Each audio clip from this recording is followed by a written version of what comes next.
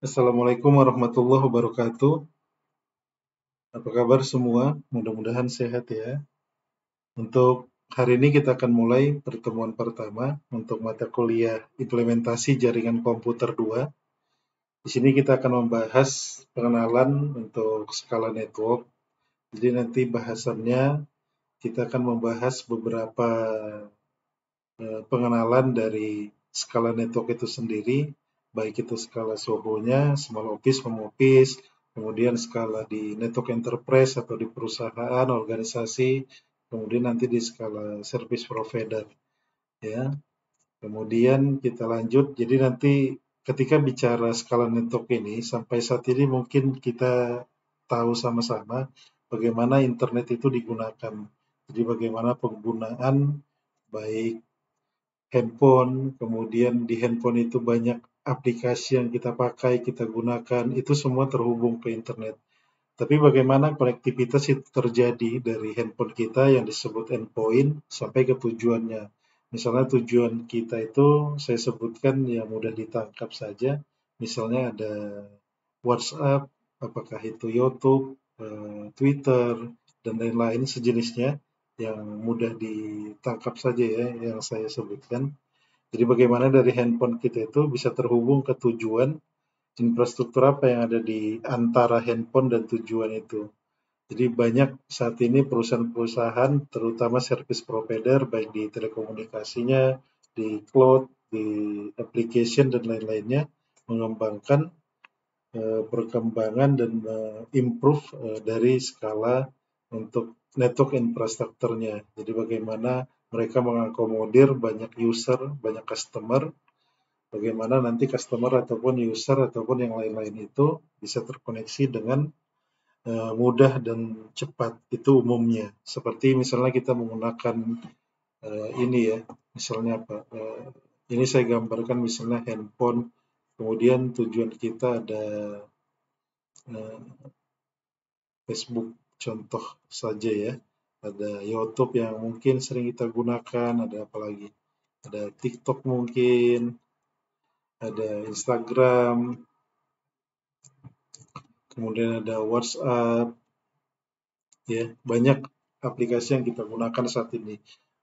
Terlebih lagi nanti aplikasi-aplikasi yang ada di perusahaan yang mereka kelola, mereka gunakan, bagaimana itu bisa terhubung dari endpoint atau end user ke tujuannya. Jadi banyak sekarang perusahaan atau korporasi, terutama Cisco, jadi nanti base kita itu untuk mata kuliah ini berdasarkan Cisco ya, Cisco Corporation. Jadi nanti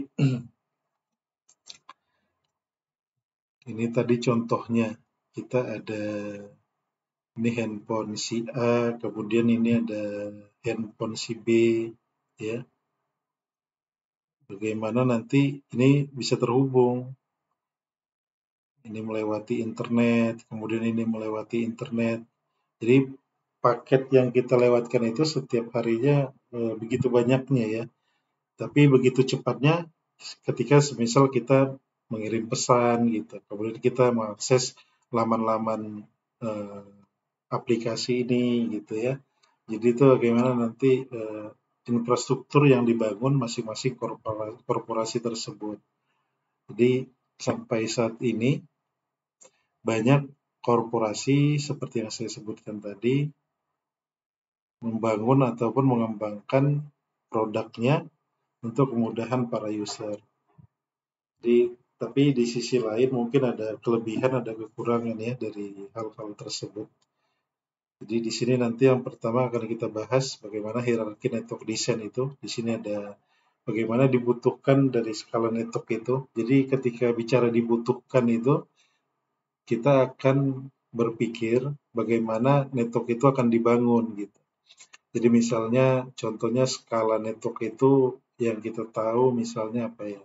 Yang pertama itu misalnya ada LAN, ya, ada MAN, kemudian ada WAN, kemudian ada intranet, extranet, dia termasuk ke LAN ini ya, kemudian ada VPN, virtual private network, dan perkembangannya ini nanti ada di VPN, kemudian di sini nanti perkembangannya ada SD-WAN, ya.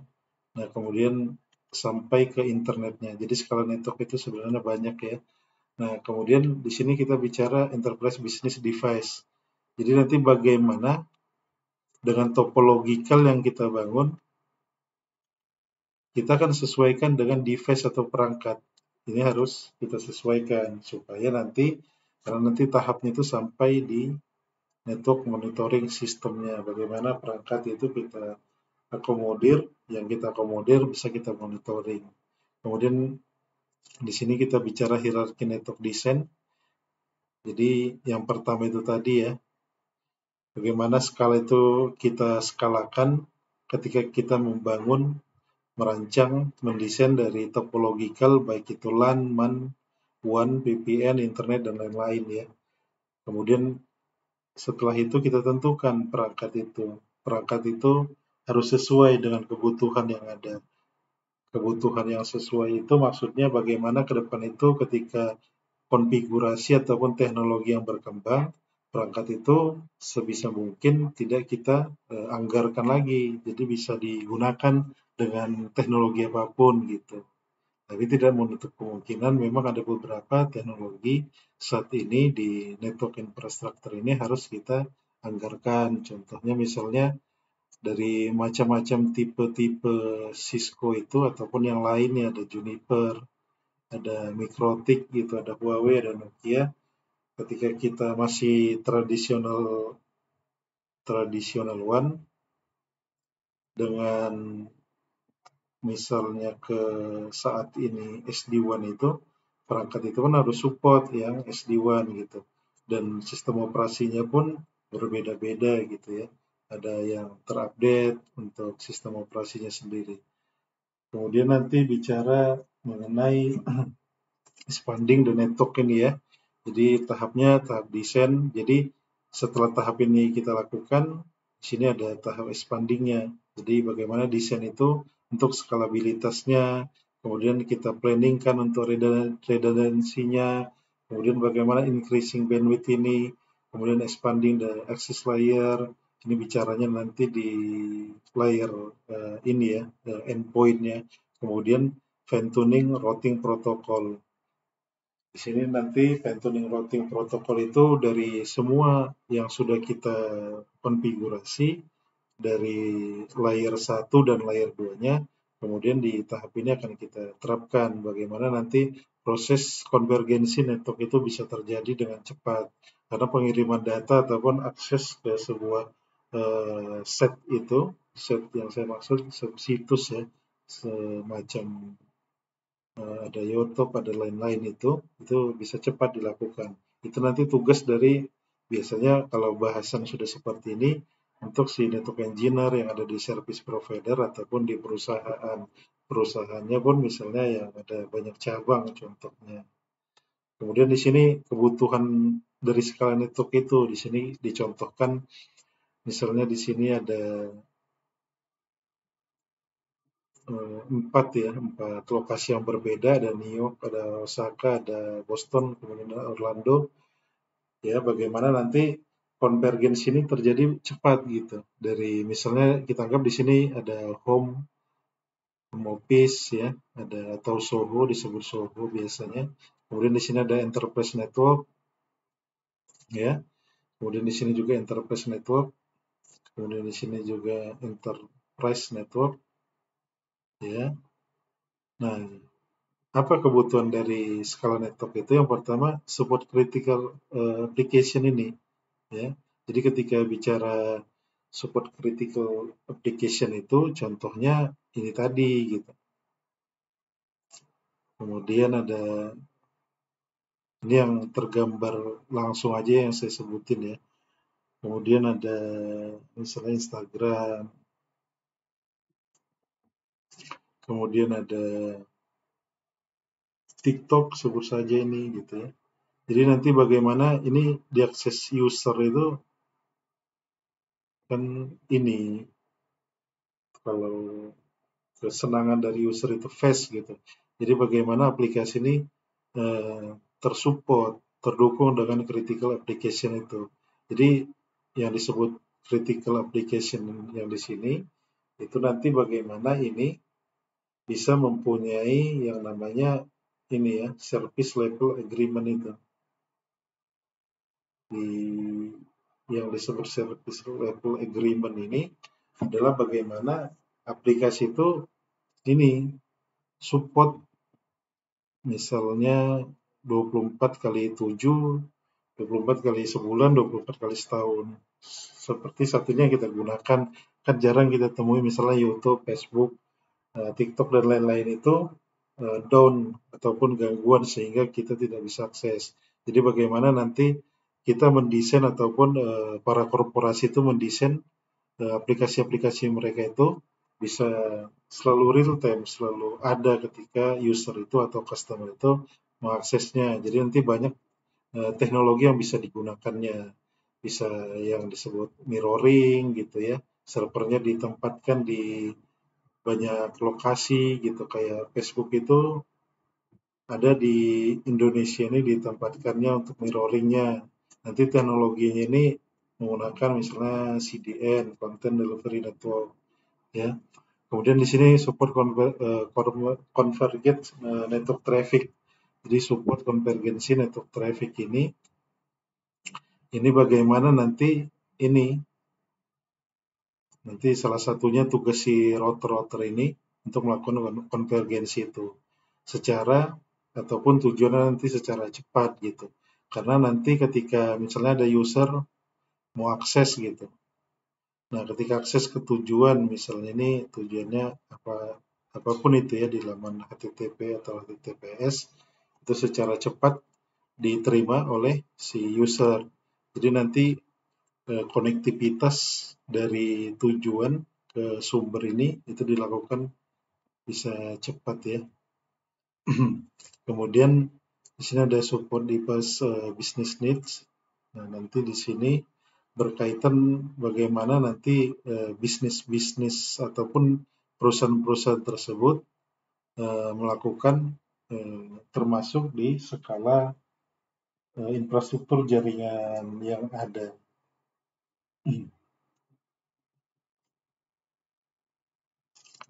Ya, baik misalnya infrastrukturnya, kemudian device-nya termasuk, jadi nanti beragam teknologi yang harus dipunyai oleh si korporasi-korporasi penyedia dari layanan tersebut. Jadi bagaimana mereka mengembangkannya, maintenance, ataupun yang lain-lain. Kemudian di sini provide centralized administrative control. Nah, nanti di sini bicaranya biasanya untuk penyimpanan sistem data itu ya. Biasa disebut nanti ini data center ya. Jadi bagaimana misalnya banyak korporasi ataupun contohnya korporasi itu perbankan ya. Perbankan itu. Jadi perbankan itu karena ada banyak cabang dia ya. Jadi bagaimana nanti data ataupun file-file penting ataupun semua kebutuhan dari korporasi perbankan ini itu tersentralis. Contohnya sederhananya itu saya umpamakan itu contohnya ATM. ATM itu kan banyak ya. Di masing-masing perbankan itu, korporasi perbankan itu ATM-nya sangat banyak gitu. Jadi nanti bagaimana masing-masing ATM ini tersentralis untuk storage-nya. Jadi memang di setiap ATM itu ada PC ya, ada PC. Gunanya itu nanti untuk bagaimana nanti authorize-nya kita ketika melakukan transaksi itu terkirim ke head office atau data center-nya si perbankan. Kurang lebih seperti itu nanti untuk bagaimana nanti si penyedia layanan itu melakukan sentralis untuk administratif kontrolnya. Nah, kemudian di sini kita bicara enterprise business device. Jadi nanti di sini ketika bicara ini enterprise business device, coba diperhatikan untuk topological ini. Jadi di sini anggap di sini cabang ya. Ini cabang. kemudian ini cabang, tapi lokasinya ini berbeda-beda ya. Disebut nanti di sini mindset-nya, artinya mindset di sini bukan berarti HO-nya ya, bukan berarti HO atau head office-nya. Nanti HO atau head office-nya itu ini, di sini kita gambarkan. Jadi nanti dari HO ini itu yang terhubung ke internet, kemudian dari HO ini akan mengakomodir konektivitas juga ke data center selain ke cabang-cabang ini. Jadi nanti kita lihat di sini contohnya. Contohnya di sini ada remote set-nya. Jadi remote set ini ada 3 layanan yang digunakan atau media service yang digunakan. Ada WAN, ada PSTN, kemudian ada internet. Jadi bagaimana atau kenapa ketiga service atau layanan ini digunakan? Jadi ketika misalnya PSTN ini down atau internet ini down, bisa mengakomodir konektivitas itu si WAN, atau sebaliknya si WAN down, PSTN down, yang mengakomodir itu bisa si internet. Itu yang disebut nanti bagaimana sistem failover ini kita terapkan di skala network enterprise atau large enterprise network design ini ya, di skala organisasi yang besar seperti ini. Ini hanya contoh bagaimana nanti penerapan dari enterprise network itu. Selanjutnya kita bahas mengenai hierarki network design itu. Jadi contohnya seperti ini. Ini sebenarnya di topological modern sekarang ini termasuk konvensional Mas ya. Jadi kalau sekarang itu kan sudah ke ini ya, SD-WAN, Software Defined WAN, atau sebelumnya ada SDN, sekarang ada SD-VVN, ada SD DMVPN, dan banyak teknologi sekarang yang berkembang ya. Jadi kalau tradisional itu, ataupun kalau misalnya saya gambarkan di sini ada HO-nya, kantor HO ya. Kemudian di sini ada branch gitu ya. Di sini ada branch-nya. Ini yang tradisional. Jadi di sini ada perangkat router gitu. Nah, ini terhubung ke sini, ini terhubung ke sini, ini terhubung ke sini. Ini untuk ini ya, untuk ya tradisional atau konvensional topologinya. Jadi memang salah satunya banyak penggunaan konektivitas ketika misalnya kita berlangganan perbankan itu berlangganan ke service provider misalnya Indosat atau apa ya contohnya Telkomsel, Telkom gitu ya. Jadi ketika ada di sini HO, kemudian ada beberapa cabang, misalnya ada 10 cabang. Nah, konektivitasnya itu harus ketika kita menggunakan teknologinya yang MPLS itu harus terkoneksi dari HO ini ke cabang ini, dari HO ke cabang ini, dari HO ke cabang ini, dan begitu seterusnya ya. Itu konvensional. Nah, dengan adanya teknologi SD-WAN ini, jadi seperti ini saya gambarkan lagi. Ini ada, dia cukup misalnya untuk routernya di HO itu 1, kemudian di banyak branch ini, itu tidak berhubungan langsung seperti ini. Kalau ini tradisional dia kita menghubungkan langsung. Jadi misalnya ada di Surabaya ke Bandung atau dari Bandung ke Jakarta, itu kita harus melakukan tarikan ini ya, fisik atau kabel yang bisa menghubungkan dari Surabaya ke Bandung. Itu nanti bagaimana panjangnya atau konektivitas di layar aplikasi, di layar fisikal itu nanti urusannya si service provider, bagaimana mereka menghubungkan. Tapi kalau si SD-WAN ini teknologinya nanti dibedakannya antara softwarenya dengan hardware-nya. Jadi nanti seperti ini topologi misalnya saya gambarkan. Jadi topologinya persis seperti ini, tapi nanti untuk layernya sudah berbeda. Jadi tidak seperti core layer, distribution layer, access layer untuk di konvensional ini ya.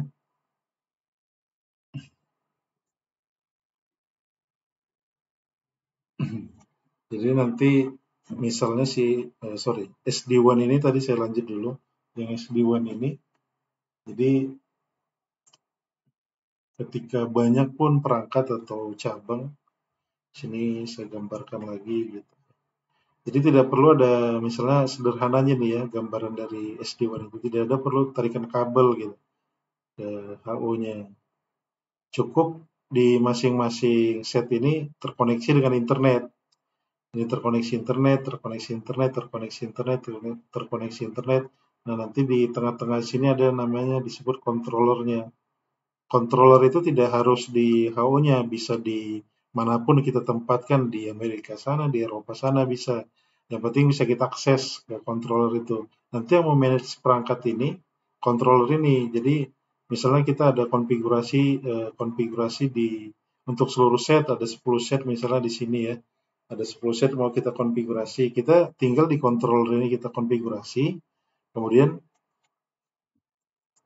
itu akan secara otomatis semua perangkat yang ada di branch ini itu akan terkonfigurasi dengan konfigurasi yang kita lakukan di controller ini. Ada nanti banyak istilahnya memang, ada tambahan beberapa ketika kita terapkan si SD1 ini.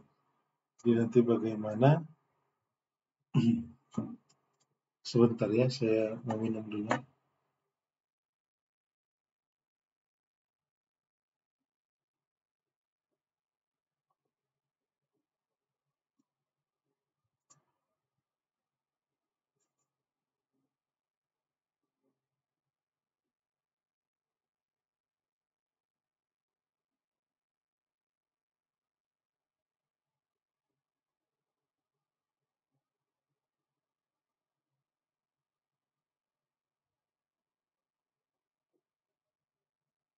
Nah, kita lanjut lagi ya. Jadi tidak perlu tadi itu kita lakukan contohnya tadi. Misalnya yang tradisional ini selain ini tadi untuk fisikal ini, jadi ketika ada perubahan atau improvisasi teknologi, masing-masing perangkat yang ada di brand sini pun kita konfigurasi manual satu-satu. Kita akses gitu ya melalui secara remote. Kita akses ke sini, kita akses ke sini, kita akses ke sini, kita konfigurasi manual gitu. Tapi dengan teknologi SD-WAN ini eh, kita hanya berfokus di controller ini tadi. Nah, kita lanjut dulu ke bahasan kita ya. Di sini jadi ada model ini menjadi fungsionalitas atau fungsi dari hierarki network design itu. Jadi secara idealnya bisa dilihat di topological ini. Jadi ketika kita bangun ini, coba diperhatikan di sini ada access layer itu atau endpoint. Nanti di sini ada switch distribusinya. Ini biasa disebut switch core. Kemudian di sini core layer-nya ini core layer 3 atau layer 3. Di sini masih layer 2/layer 3-nya. Kemudian di sini masih layer 2/layer 3-nya. Nah, di sini disebut masih layer 1 semua ini ya. Tapi tidak ini ya, tidak berarti tidak bisa di layer 3 sampai saat ini perangkat-perangkat seperti ini dengan perkembangan yang ada, perangkat-perangkat ini pun sudah termasuk layer 3 ya. Kalau ini belum untuk layer 3. Nah, di sini idealnya jadi ketika kita terapkan di sini coba lihat, di sini banyak konektivitas yang ada gitu. Jadi bagaimana dari switch ini sebut switch A, ini switch B, ini switch C ya. Jadi dari switch A ini terhubung ke switch core yang ada di sini atau disebut di sini distribution layer. Kemudian dari switch ini terhubung ke switch yang ada di sini. Jadi tujuannya itu salah satunya ketika ini drop atau fail, yang koneksi dari sini ke sini masih bisa ini melakukan over ya, atau yang disebut failover tadi. Kemudian dari sisi atasnya pun di layar atasnya ke internetnya. Di sini ada koneksi ke sini, ada koneksi ke sini. Anggap di sini misalnya ini punya Telkom, ini punya Excel gitu ya. Ketika Excel ini fail, itu akan auto recovery, kita konfigurasi ke Telkom. Sebaliknya juga seperti itu. Jadi idealnya hierarki dari network design itu kita gambarkan atau kita propose untuk topologikalnya seperti ini. Jadi ada redundannya atau redundansinya, kemudian ada failover-nya, ya, supaya ketika satu file, satu lagi bisa auto recovery, ya. Itu untuk hierarki network design-nya. Jadi kita harus pertimbangkan topologi seperti ini. Ketika kita membangun jaringan LAN, MAN, WAN, dan selain ketiga yang saya sebutkan itu ya. Jadi misalnya kita membangun di sisi atasnya tadi ketika terjadi fail untuk main link-nya ada backup link-nya. Jadi idealnya itu ada ini ya, ada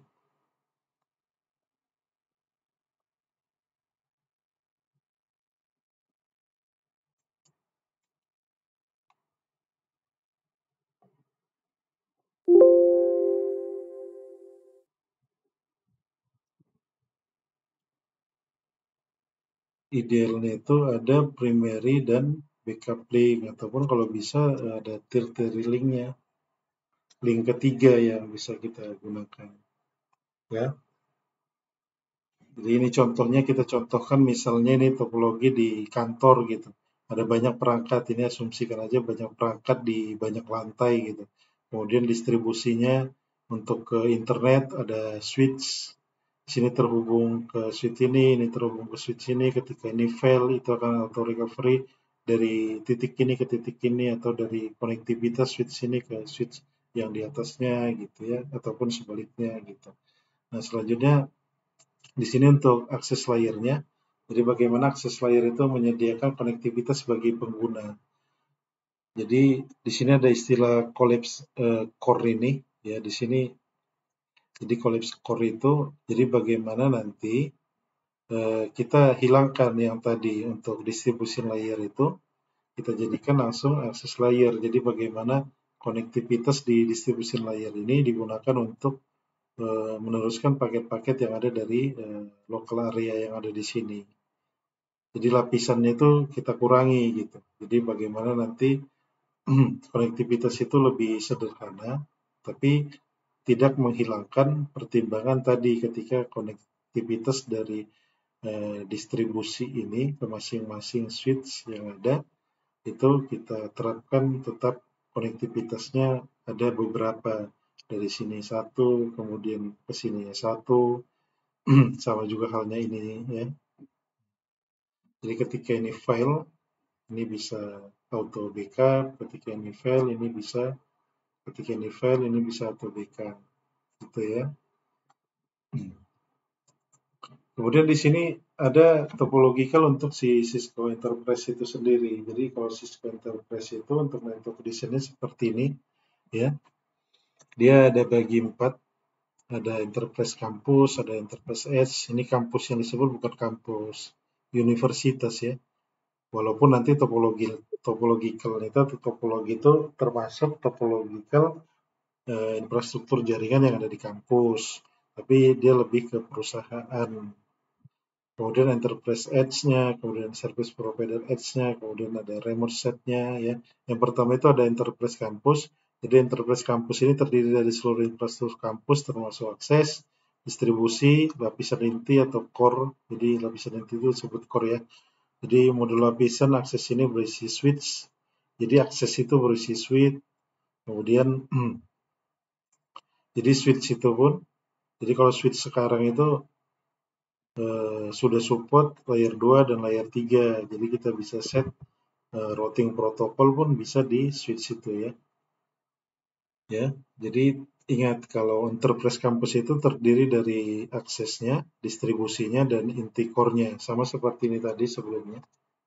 terdiri dari 3 lapisan atau 3 ini ya, layer ini.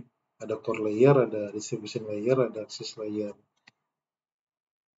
Nah, kemudian masing-masing untuk switch ini akan dikonfigurasi nanti yang disebut nanti VLAN ini. Baik VLAN misalnya VLAN terang, VLAN akses, atau dynamic VLAN ya. Banyak nanti untuk konfigurasi. Walaupun saat ini memang perkembangan dari trunking ini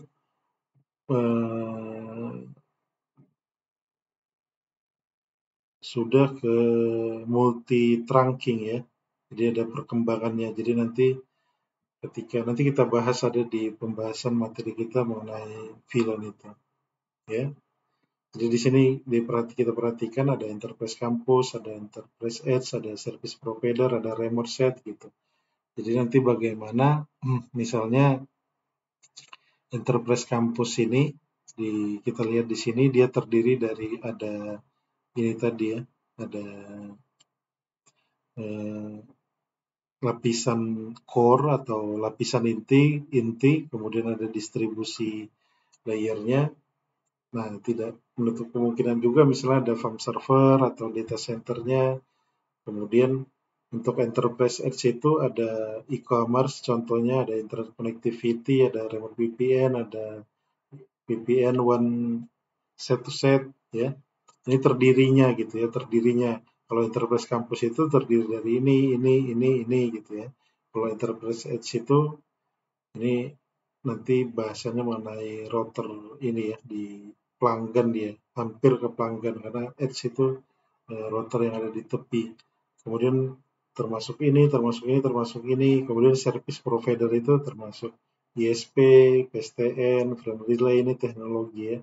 Kemudian remote itu ada branch office misalnya, ada teleworker, ya, ada data center termasuk gitu.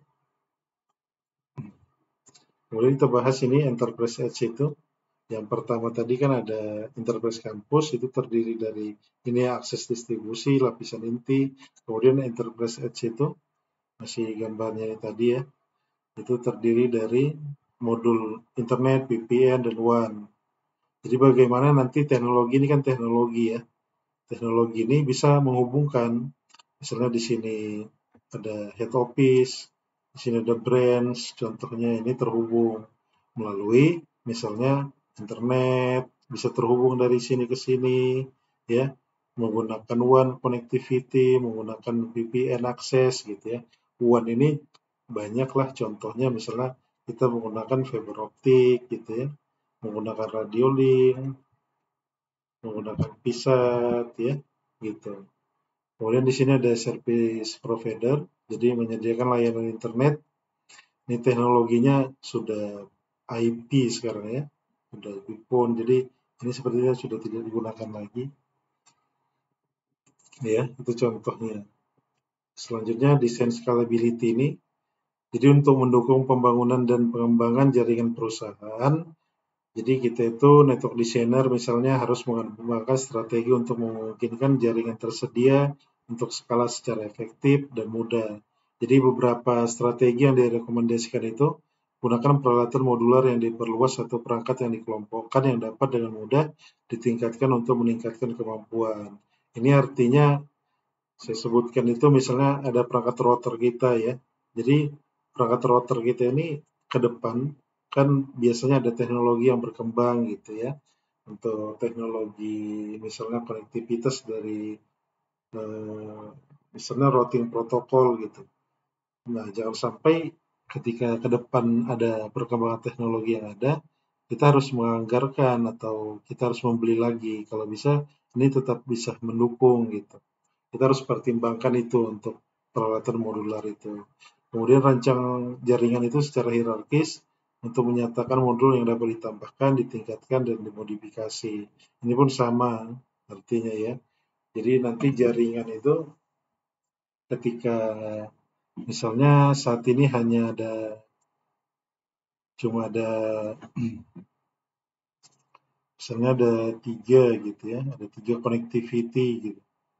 Nah, ke depan kalau ada pertambahan lagi atau penambahan lagi, itu kita bisa secara langsung tanpa melakukan misalnya pembelian perangkat ataupun yang lain-lain yang berhubungan dengan keluarnya biaya, itu bisa kita akomodir. Nah, di sini tahapan paling penting juga strategi alamat versi 4 dan versi 6. Nah, sekarang ini yang banyak digunakan di Indonesia juga hampir APJI ya, Asosiasi Penyelenggara Jasa Internet Indonesia itu sudah mencanangkan untuk selanjutnya IP versi 6 ini digunakan, karena IP versi 4 ini yang public address itu ketika kita beli PUBG ini sudah tidak ada lagi gitu. Jadi kita harus menggunakan si versi 6. Nah, kemudian yang keempat itu pilih router atau switch yang multi layer ya, untuk membatasi ini siaran ini yang seperti ini ya, broadcast atau filter lalu lintas yang tidak diinginkan dari jaringan. Jadi tujuannya itu kalau hub biasa itu kan dia kebanyak, ini ada, ini saya gambarkan misalnya mana ya? Nah, di sini aja ya. Ini ada hub, ini misalnya PC ya. PC ya, ada PC gitu. Nah, ketika PC misalnya ini PC B gitu ya, berkirim ke PC A, berkirim ke PC A. Jadi ketika PC B ini berkirim ke PC A, ini akan mendapatkan kiriman itu juga dan membalikkannya lagi. Itu kenapa kita harus menggunakan switch itu yang saat ini, itu yang multi layer. Jadi ketika multi layer itu kita terapkan, nanti kita terapkan virtualnya gitu, supaya tidak terjadi broadcast tadi antar sesama network ataupun beda network, beda subnet ya. Kemudian desain scalability-nya di sini masih yang di sini tadi.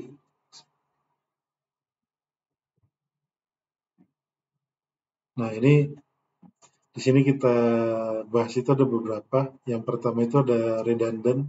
Di sini redundant itu ketika perangkat itu sudah banyak gitu ya. Jadi contohnya tadi, jadi ketika lah misalnya aplikasi apa, contohnya ada Facebook gitu ya. Nah, di sini Facebook ini kalau hanya satu servernya itu user yang ribuan jutaan bahkan ratusan juta itu aksesnya, ketika down ini atau fail, semua user ini tidak akan bisa menggunakan. Itu makanya maksudnya di sini ya linknya atau path-nya. Jadi dari path-nya itu kan banyak, ada di sini, ada di sini gitu ya. Ketika misalnya ini file gitu, jadi user itu tidak akan bisa akses. Itu gunanya kita perlu menerapkan redundant. Redundant yang di sini disebut ini ya, untuk biasanya untuk increasing bandwidth tadi, bagaimana bandwidth itu bisa terbagi di banyak ini, di banyak di banyak path yang kita gunakan. Misalnya ini link jalurnya gitu ya. Ini ada router, ini ada router, di sini ada user gitu ya. Ada user di sini. Jadi penggunaan itu usernya ini anggap saya gambarkan satu tapi ada banyak ya. Jadi bagaimana link ini nanti bisa mempunyai alokasi bandwidth yang sama. Jadi tidak membebani satu dengan yang lainnya. Itu yang disebut nanti redundant itu. Kemudian di sini ada ether channel atau penyimbangan beban atau cost yang sama untuk meningkatkan bandwidth, ini sama halnya ya. Redundant dengan si ether channel. Ini teknologinya yang disebut ether channel itu bisa diterapkan di Cisco ini ya, ether channel ini. Nanti di perangkat lain beda lagi nama teknologinya. Kemudian menerapkan konektivitas nirkabel atau wireless ya, untuk memungkinkan mobilitas atau ekspansi.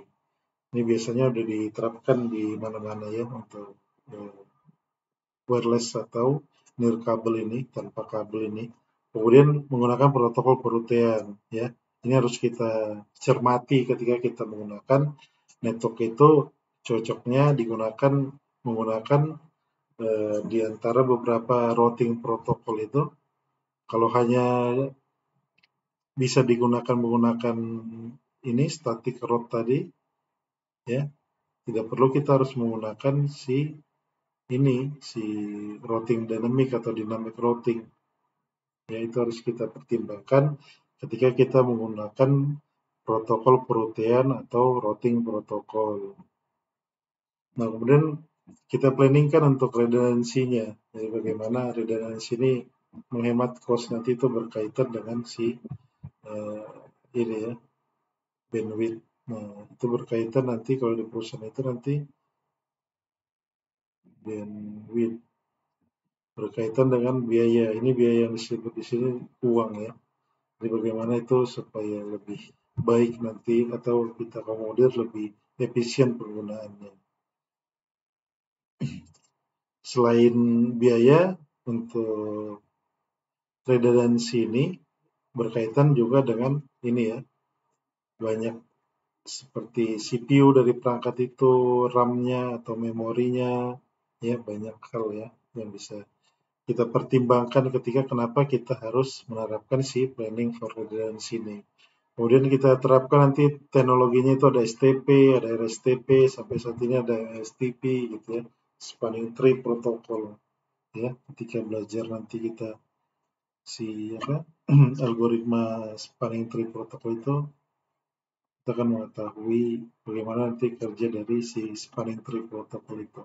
Nah, selanjutnya di increasing bandwidth ini, jadi teknologi yang bisa increasing ini menyeimbangkan sebenarnya untuk Ether channel ini nama teknologinya Ether channel. Jadi bagaimana nanti antar ini kabel ya, ini kabel dari perangkat ini ke perangkat ini itu bisa seimbang ya.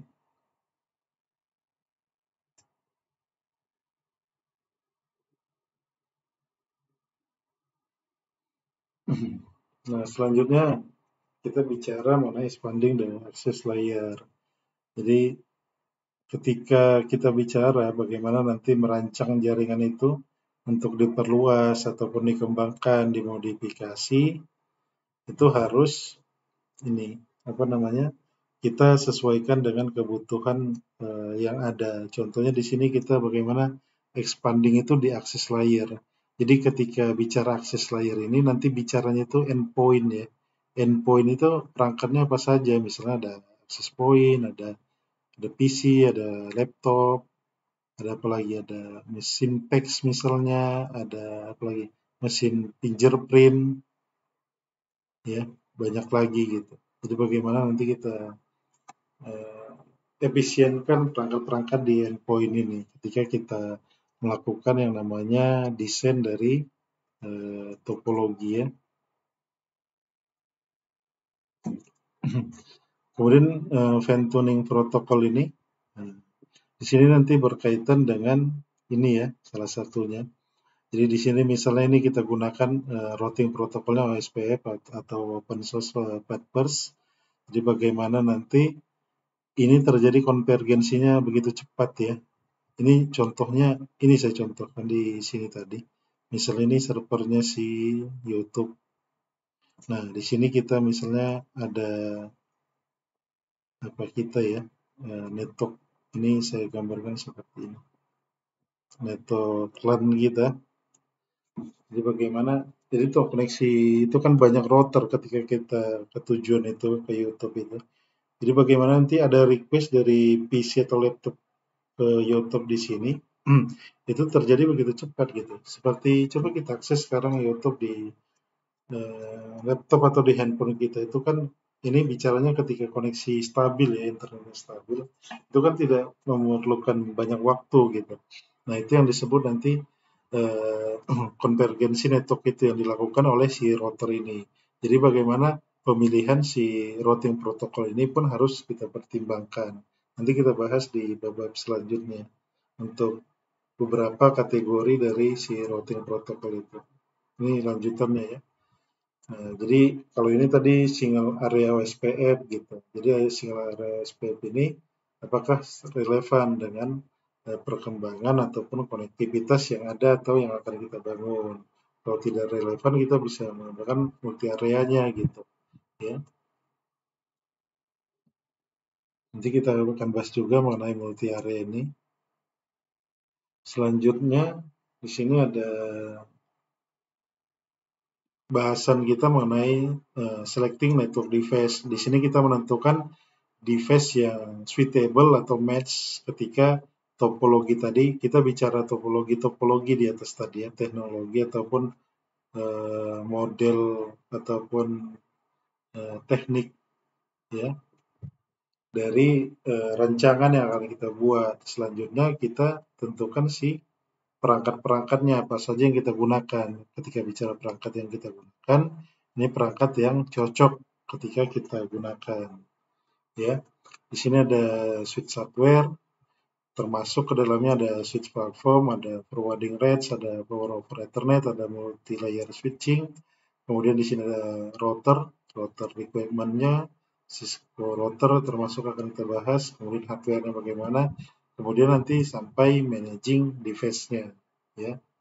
Nah, di sini switch platform, di sini ada untuk kampus itu cocoknya ini digunakan, untuk data center itu cocoknya ini, untuk cloud manage itu ini, untuk service provider itu ini, untuk virtual network ini, untuk masing-masing tipenya bisa dilihat nanti ya. Contohnya di sini LAN switch itu sampai saat ini masih ada, ini masih ada, ini masih ada ya, masih digunakan. Di tempat saya bekerja juga masih ada beberapa ini kita gunakan. Kemudian cloud managed switch itu nanti ini untuk virtual, ini termasuk nanti untuk si ini ya SD-WAN, untuk teknologi-teknologi terkini ya. Kemudian data centernya itu yang digunakan ini untuk switchingnya, kemudian untuk service provider. Ini harus kita tahu, kita bisa lihat nanti di situsnya si Cisco. Ataupun brand yang lain misalnya ada Juniper, ada Palo Alto, ya ada Dell ya. Semua korporasi-korporasi besar ini selain perangkat mungkin Dell ini kita kenal PC atau laptop, sekarang dia sudah mengembangkan yang untuk ini ya, platformnya di dunia telekomunikasi. Ya. Selanjutnya ini switch kita contohkan. Di sini perangkat switch ini model lama, tipe lama ini biasanya 3650 atau 3660 ya untuk platform switch ini. Nah, kemudian di sini modular, ini biasanya untuk perangkat DWDM ya, menghubungkan misalnya dari Jakarta ke Batam gitu. Jadi perangkatnya harus high memang. Dari sisi spesifikasinya termasuk ya. Kemudian di sini stackable switch. Jadi di sini jadi bicara stackable switch ini bicaranya nanti ini ada banyak switch yang digunakan ya, ada banyak switch yang digunakan. Tapi kita bisa aksesnya hanya satu melalui laman web ya. Ini biasanya untuk perangkat-perangkat ini ya di data center, untuk perangkat konektivitas antar kota, antar ini ya, antar daerah gitu. Selanjutnya ini code density ini kepadatan. Jadi ini berkaitan nanti ketika bicara code density ini kita bicaranya bagaimana nanti peletakan perangkat-perangkat sesuai ukuran pada tempatnya ya. Nah, di sini kita bahas dulu mengacu port. Jadi yang pertama itu mengacu jumlah interface-nya atau antar mukanya nih ya. Jadi harus disesuaikan nanti. Jadi misalnya kita ada ruang server gitu atau sebut aja yang sederhana itu ruang server gitu ya.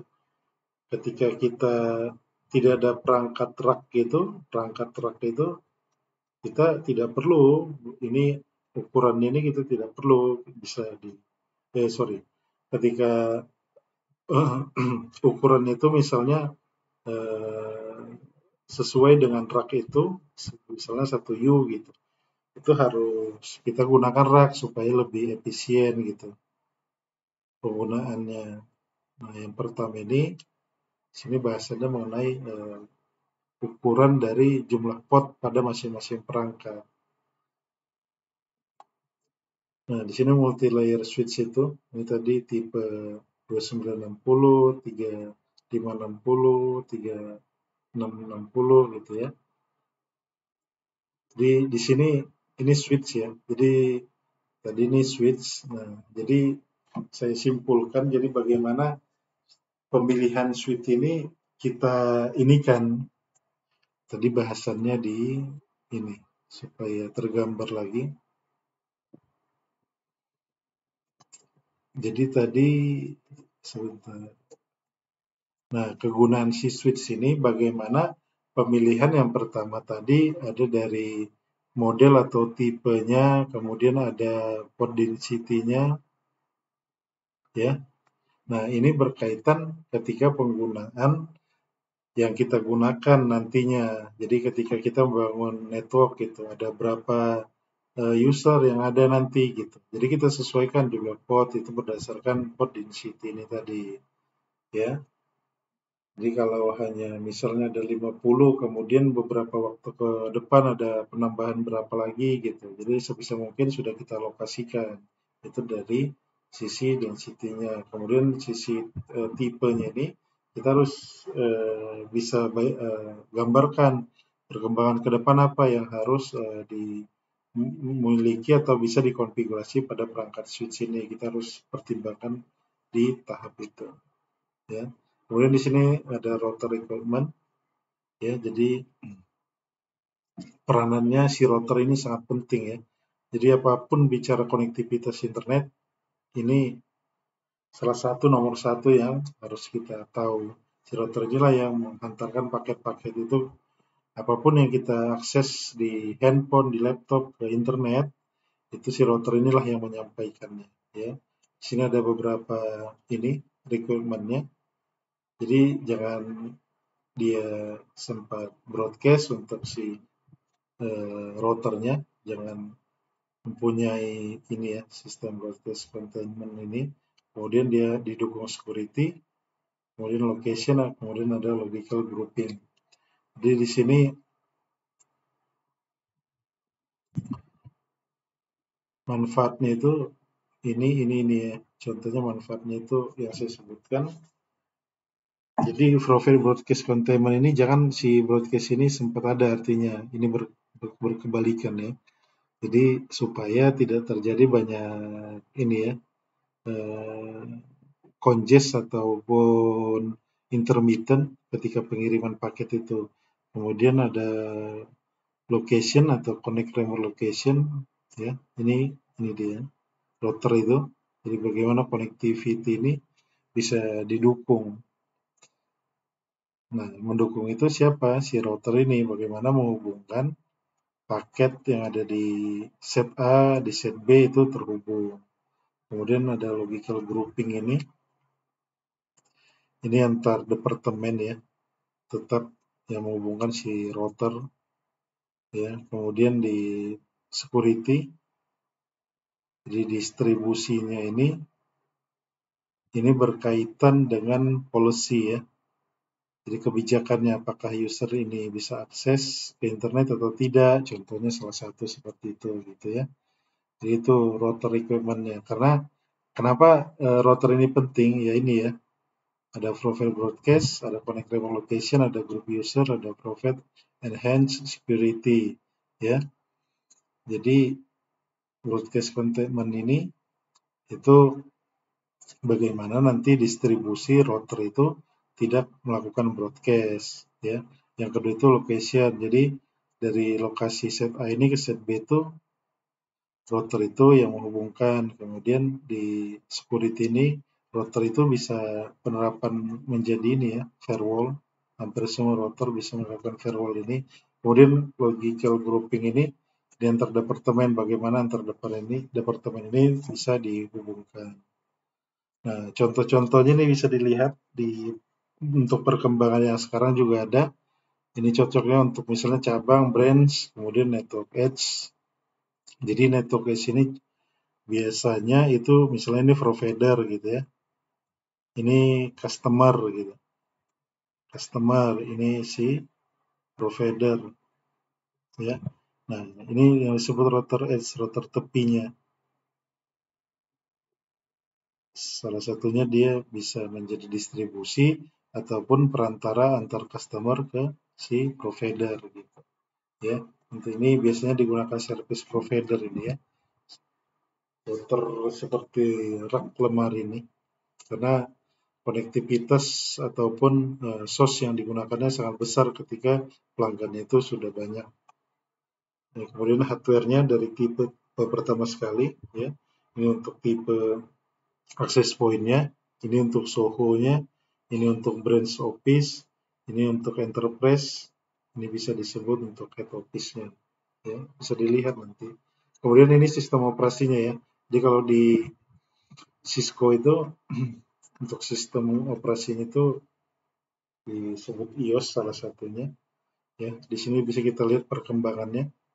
Ini ada yang sudah tidak dipakai lagi memang iOS versi 15 ini.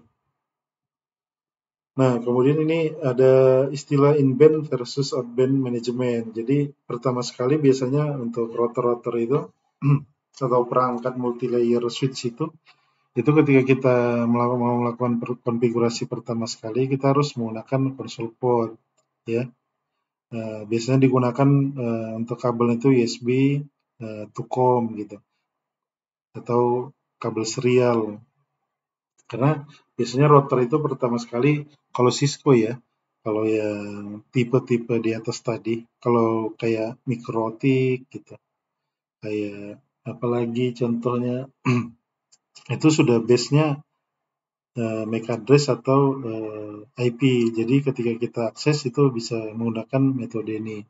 Tapi kalau Cisco tipe-tipe di atas tadi kita harus menggunakan yang menggunakan console port ini. Kita bisa gunakan USB to COM. Ini USB to COM ini banyak dijual, bisa kita beli. Kalau Ethernet interface ini perangkat misalnya yang ini ya, sudah ada IP address-nya. Di sini misalnya sudah ada IP address-nya. Sebentar. Contohnya di sini ada IP address 172.16.0.1/29 gitu. Kita bisa akses menggunakan Ethernet interface ini, bisa kita gunakan SSH, Telnet misalnya ya, kemudian bisa menggunakan HTTP ya gitu. Nah, ini untuk console port, kemudian Ethernet sama juga seperti ini untuk IP interface, kemudian ini auxiliary. Jadi kalau di Cisco itu masih ada sampai saat ini auxiliary port-nya itu ya. Itu bisa kita gunakan pertama sekali ketika kita mau konfigurasi perangkat router si Cisco. Tapi setelah kita akses menggunakan console port ini, bisa kita konfigurasi IP address salah satunya. Selanjutnya kita bisa menggunakan kabel biasa atau kabel Ethernet. Kita bisa menggunakan secara remote ya, banyak setelah kita konfigurasi. Jadi untuk basic perintah dasar CLI-nya itu kita bisa menggunakan seperti ini ya. Jadi untuk identifikasinya kita bisa create hostname, untuk ini passwordnya, ini password console 0 ini tadi password ini ya. Jadi ketika kita console 0 itu di Cisco itu kita set console 0, jadi ketika kita akses melalui ini PC atau laptop ke komputer ke router ini, itu akan melakukan autentikasi berupa user dan password ya. Itu ketika kita lakukan konsol ini ya, konsol 0 ini. Nah, kemudian ini untuk waktu ya. Jadi ketika kita sudah login ataupun belum login, itu waktunya 00 diberikan di sini. Jadi kita langsung time out gitu ketika waktu itu tidak ada diberikan. Ini line VTY ini 0 sampai 4, ini kita bisa lakukan secara remote ya. Misalnya ini kita di rumah gitu. Kita pakai laptop di rumah, kemudian kita akses perangkat router di kantor gitu. Nah, ketika kita akan akses, kalau perangkat Cisco ya, Cisco itu, kita harus mengaktifkan yang namanya LAN VTY ini, supaya kita bisa remote dari rumah ataupun dari lokasi manapun itu ke perangkat yang ada di kantor atau di tempat yang kita punya propose perangkat tersebut. Ya, ini di passwordnya kita set Cisco. Untuk ketika login, ini kita encrypt. Jadi nanti password Cisco ini terenkripsi ya. Ketika kita misalnya set service password encryption. Kemudian kita alokasikan untuk ini ya, port interface-nya IP-nya 172.16.1.1. Kemudian untuk serialnya kita alokasikan IP-nya. Kemudian untuk clock rate-nya ya, seperti itu. Kemudian ini untuk routing protokol OSPF kita terapkan. OSPF ini memang teorinya lumayan banyak dan agak butuh pemahaman yang banyak gitu ya. Tapi konfigurasinya sedikit dia untuk routing OSPF dan routing protokol lainnya. Ya, seperti ini. Sama halnya juga seperti ini. Jadi untuk show command itu kita bisa show IP protokol untuk menampilkan informasi protokol yang dikonfigurasi, ya, show IP route, show IP OSPF neighbor, ya. Untuk interface-nya ini untuk ini ya, terkait routing protokolnya. Ini kita bisa gunakan show IP protokol, show IP route, show IP OSPF neighbor. Yang ini untuk terkait interface atau port interface-nya. Kita bisa show interface, show IP interface, show IP interface brief, show protokol, nanti hasilnya show IP route yang ini tadi ya. Hasilnya seperti ini. Ya, ini connected, ini ini artinya kita konfigurasi dia routing protokol OSPF. Ya, ini terkoneksi langsung kalau CC itu ya, connected artinya. Nah, kemudian di sini sama halnya juga dengan basic CLI untuk switch. Kalau tadi ini ya untuk router. Jadi kita basic show router, kemudian ini basic router CLI command. Nah, ini untuk switch Cisco sama halnya dengan router tadi, enable, konfigurasi, ini perintah ininya ya untuk enable dan ini untuk privilege-nya. Kemudian ini untuk identifikasi penamaan yang kita buat namanya switch 1. Kemudian ini untuk notifikasi bannernya. Ketika login nanti kita memunculkan ini ya, pesan unauthorized access prohibited gitu. Itu biasanya untuk salah satu untuk security atau keamanan. Kemudian ada enable Cisco, enable secret, enable console null. Ini kalau kita enable ini itu nanti password kita itu terenkripsi. Misalnya password kita buat Cisco, nanti hasilnya jadi A, X, tanda seru, ya, tanda tanya dan lainnya ya, dengan kombinasi yang bermacam-macam ketika sudah terenkripsi password yang kita masukkan. Tapi dengan catatan kita harus enable terlebih dahulu. Kemudian di sini ada line VTY. Sebentar ya.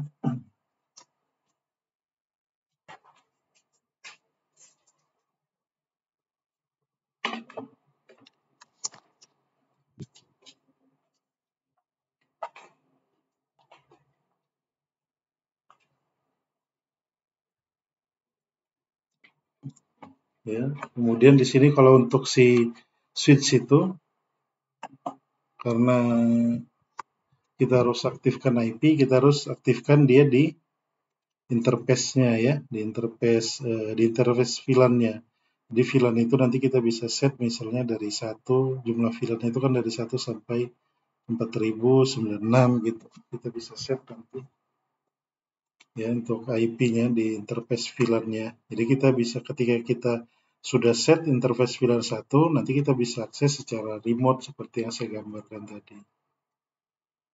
Ya, selanjutnya show command-nya kita bisa show port security, ya, show interface, kemudian show MAC address tadi ya.